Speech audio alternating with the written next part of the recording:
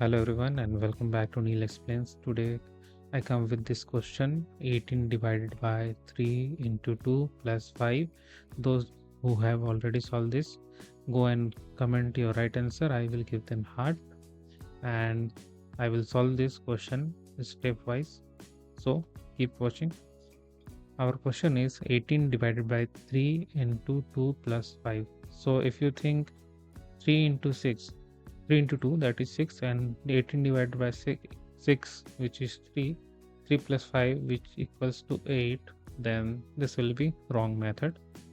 The right one is we will solve it with the rule of PEMDAS, and as we know, multiplication and division have the same priority, and in that case you have to solve from left to right.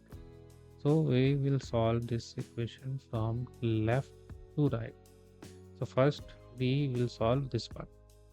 18 divided by 3 which equals to 6 into 2 plus 5. Now as we know, we will be prior to multiplication, so 6 into 2 which is 12 plus 5, and in the next step 12 plus 5 which equals to 17.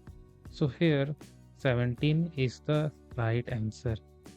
Subscribe for more videos like this and go and check out textbooks in the maths.